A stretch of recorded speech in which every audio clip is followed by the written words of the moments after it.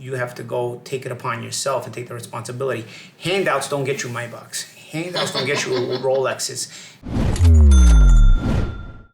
This is Paulie Malignaggi. Paulie is a multi-time boxing champion, multi-weight division, and literally beat up some of the toughest dudes in his weight class. Through a decade or so, more than a decade, huh? Yeah, almost 2 decades of professional boxing, 16 years.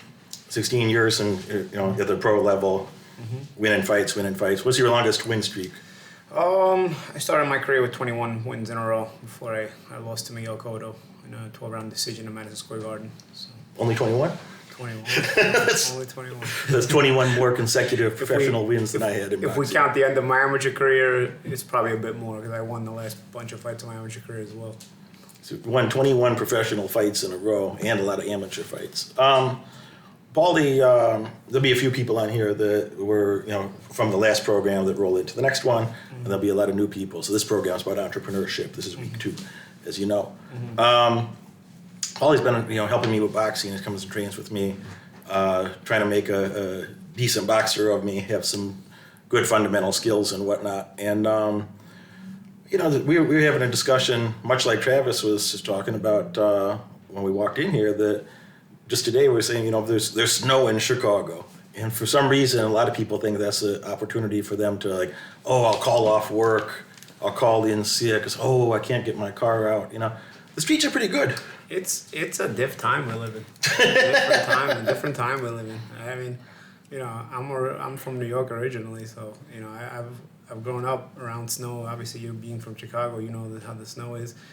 The way society reacts to snow, and when it comes to the work, going to their involvement in the workforce has definitely changed.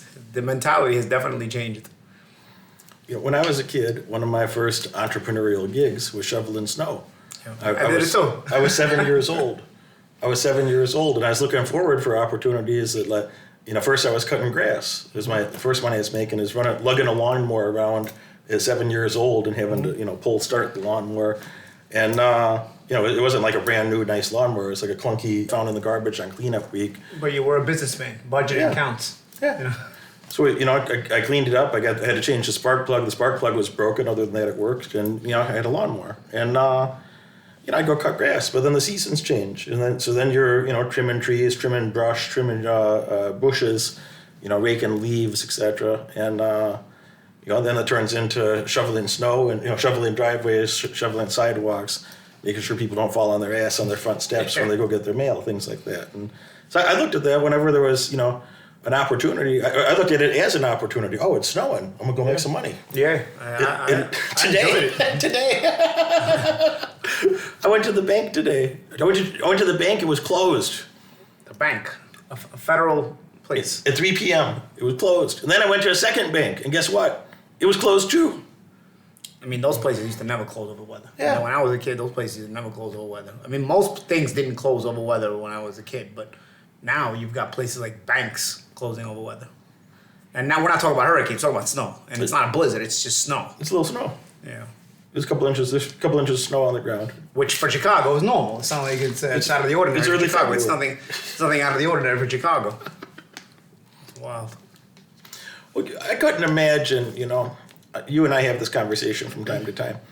I couldn't imagine if my grandparents were alive to see how soft people are today. My grandparents were World War II people, and their parents were World War I people, and it's unimaginable to them. It's unimaginable to me. I wonder what they would think if they were alive. I think they'd be very disappointed to see. I think what passes for a man or an adult today. I think 100% they'd be disappointed, but I tell you what, it leaves the opportunity for people who have that kind of thick skin and character to really get way ahead of the class here. Because society has been weakened or grown up a little bit softer than it used to. People with that tougher skin and that tougher character are willing to overcome. They can. There's never a fast track to success, but you create your own lane to success.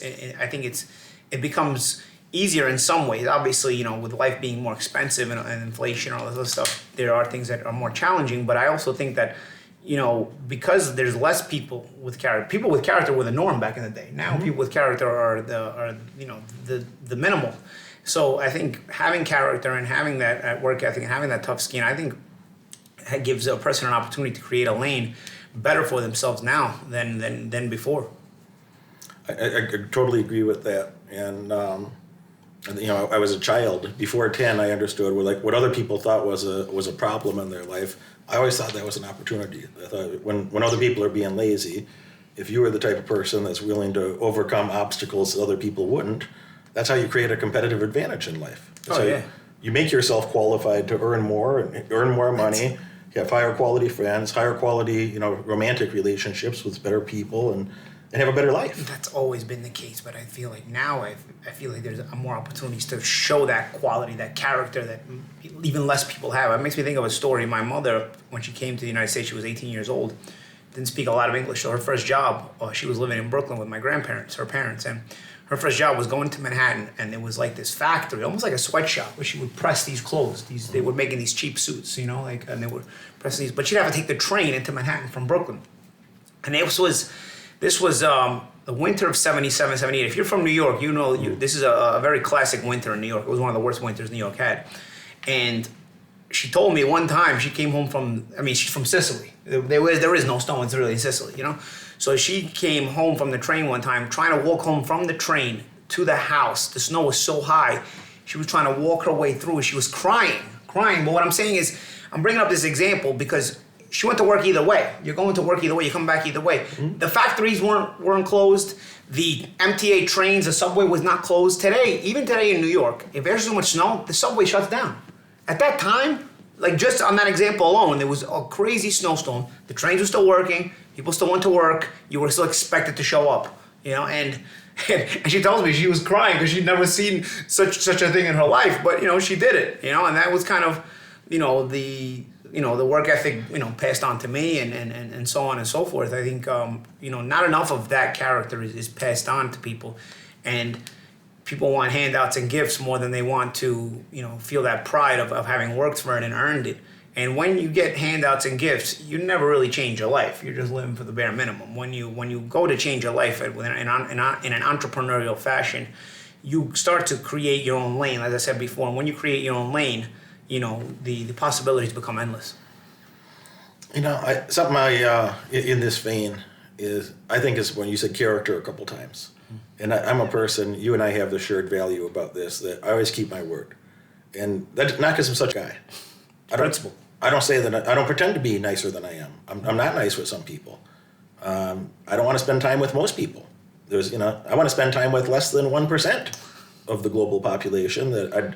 I pay good money to avoid spending time with the other 99%. That I prefer to have a Maybach rather than take the bus, for instance. I prefer to have a chauffeured vehicle rather than take a train, for instance. So you're literally paying money for the conveniences of not having to tolerate, unfavorable things about other humans, perhaps. That said, I still, it's very important to me that anybody that I allow into my life that I want to spend time with, that we find a mutually beneficial path together, I always want to keep my word to those people. And I think when you and I make plans, we've been spending, for several months, many months now, you stop over every month. We don't spend a lot of time talking about that. It's understood for both of us, like, every 4 weeks, Paulie's coming over from Tuesday to Thursday. He's going to fly in Tuesday about noon. He's going to leave Thursday, late afternoon, early evening. And I got to build my schedule that way. You're building your schedule that way. That's what we agreed to do. And, you never call me and say, "Oh, hey, man, this thing came up." I never text you and say, "Oh, hey, man, Yeah. It's not part of the. It's not on the schedule. That's what a schedule is. So I think it's very important. I'll get your take on this of like the pros and cons. In my mind, why do I think it's important to keep your word? I think when you start lying to other people, you're getting close to lying to yourself too. When you start lying to other people that are close with you, pretty soon you're going to tell yourself so you're not going to trust your own opinion or your own commitment. That when you set a goal and you say, I'm here now and I'm going to go over here and I'm going to do whatever it takes to get from here to here. And when you start bullshitting other people or disappointing other people, I think you're just a step away from disappointing yourself. Secondly, you shouldn't allow people into your life that you don't value and respect them, that you're going to keep that's important to you to keep your word to them, especially if it's inconvenient. Because there's people out there that say, well, I keep my word most of the time, but sometimes things come up. That's the most important time to keep your commitments, when it's the least comfortable, when, in the short term it might be a significant inconvenience for you, but in the long term it's the right thing to do. People are going to trust your character, they're going to trust you in the future. They're going to share their social group with you. They're going to share other, social resources, intellectual resources, and they're going to trust your judgment that, like, that's not just some clown, like that guy, if he says something, it's true, And that's a good point, because people put their reputations on the line when they introduce you to somebody else. So when they bring you into a networking circle, and even from my own personal experience, if I know somebody can't be trusted, or I know somebody that has a lack of character, I won't make certain introductions, because it make me look bad. Like, people will know me as a person that, if I bring somebody to you, they can be trusted. They're a responsible person. Especially if I make a business introduction. So I'm not gonna bring anybody that has a tendency to not hold their word, especially number one for starters, and just be lacking in certain moral characteristics.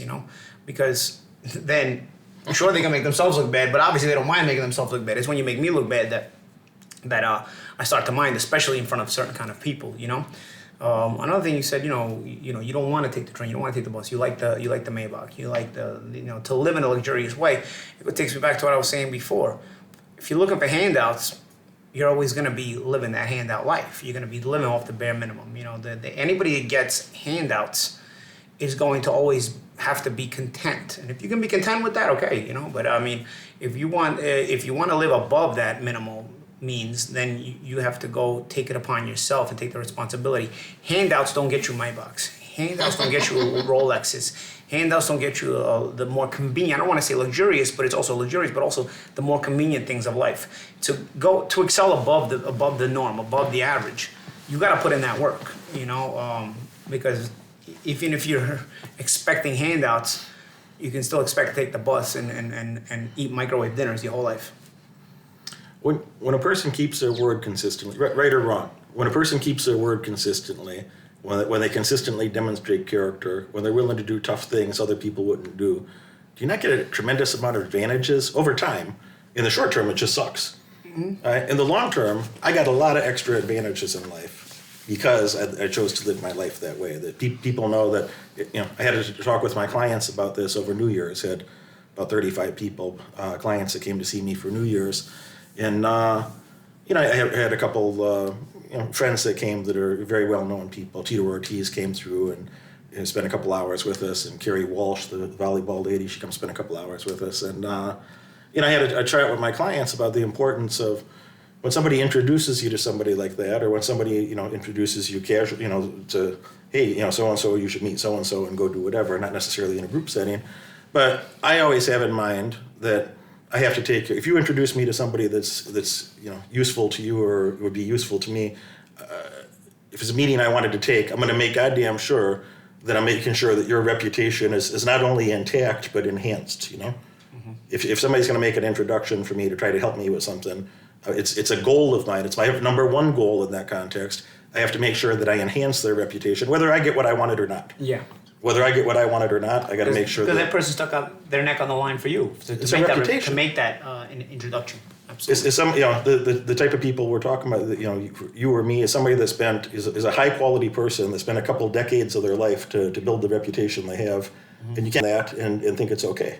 No, I think it's But when you are that type of person and other people know that, and then other people know that, and then other people know that, I get a lot of perks in life now that I couldn't have imagined. I didn't do it for that reason necessarily, but had I known that it would be that good, I might have done it even earlier in life. Yeah, because your reputation ends up preceding you. People spread the word, and people also know you're a responsible person, and you're a person that can be networked with, and business can be done with, and so on and so forth. It builds on top of you. While when you're not that kind of person, the reputation spreads, and your reputation precedes you in that way. And people stop taking you seriously, and it becomes harder to break down certain walls, certain barriers. Knowing how to network also means having the character to hold your word. It's a lot of things, but Obviously, there's charisma, there's personality involved in knowing how to network. But when you're there, the holding your word is super important. It's part of knowing how to get ahead, because keeping your word allows you to make the connections with people in higher places. And those people value people like that, because a person that holds their word is the more rare kind of person, especially today in a world where we have very little people that have a strong backbone and mental character. Yeah, I think the majority of my clients, they're far above average, above average work ethic, above average motivation. They have discipline when they're lacking motivation. The next 12 weeks they're working with me. This is only week 2 out of 12, so they're going to be building that discipline muscle even more. And by the way, you could only build your discipline muscle at a time that's inconvenient. Like, by definition, you can only build that discipline muscle that you don't feel like doing at that moment. But you got to go do it anyway. You folks have an opportunity. I mean, you have an opportunity that to really differentiate yourself from the normal person on the street. That when your employers say, oh, it's snowing outside, and the HR department say, work is optional today, it's snowing outside. That's an opportunity for you to show up to work and stand out to the people that matter. When other obstacles or inconveniences come up in life, it's an opportunity for you to overcome those inconveniences and differentiate yourself from the others. It's literally how you rise up over time. So I'd encourage you, both in, if you have a career that, at the moment that you want to get a raise, get a promotion, get a, bonus check, enhance your life in the short term while still at work, these are the things that are going to allow you to differentiate yourself and, demonstrate to others that you're that higher quality person. You should be the go-to person for your manager and for their manager. And 2 or 3 tiers above in the organization, those people should know your name. They should know your face, because you're the person that shows up and gets things done. Right? And in the long term, if you behave that way, there's going to be a point in your career where you either made enough money that you're now investing it, and you have a secondary income source from those investments, or you started to do something more entrepreneurial in your spare time when you're not at work, and you have a secondary income source from that. Hopefully you have both of those. If you have some entrepreneur income and some investment income, you're on your way to quitting that job straight away. At some point you're going to show up, you're like, I don't have time to go to work anymore. That's the truth, though. And when you're making enough money, you don't have to. Then you can be an entrepreneur 100% of the time. Yeah. But one has to feed the other. Until the other is so fed that now you can live off of it. A lot of times that's kind of the way it's going to work out. You excel at your job and make that income feed your entrepreneurial status. And once that entrepreneurial goal and whatever it might be, it's up to you. But once that entrepreneurial goal is fed to the point where you're making enough money, then you can live fully off of that entrepreneurial goal and then move on to other things while dropping the 9 to 5 or whatever a casual job or whatever day-to-day job you may have had. Over the, you talked about that over the course of the last 12 weeks. Over the next 12 weeks, kind of reminds me of one of my boxing training camps typically lasted 10 to 12 weeks, And so I'll tell you, over the course of 12 weeks, if none of you guys have taken upon yourselves to go through something like this before, not every day is a motivated day. You have a responsibility at the end of the camp, which is, I'll compare this to a training camp. At the end of the camp, you want to graduate this class. You want to come out of this class with the best results. My goal when I would enter training camp was to come out, arrive at 10 to 12 weeks, arrive to fight night to the best of my ability, in the best possible shape, the sharpest possible boxing skills, my skills at the sharpest possible point of the entire camp. So you don't get there because every day is a good day. Over 12 weeks, you have good days and bad days. But the discipline gets you there, and there's days where, I didn't want to get up and go jogging, or, I was still sore, but it was a day I had to do some sparring. I didn't want to do some sparring because I was sore, but you know what? I did it, you work through it, you do it and you work through it. That muscle memory treats it, starts to become repetitive, it starts to become a part of your norm, it starts to become part of your mindset.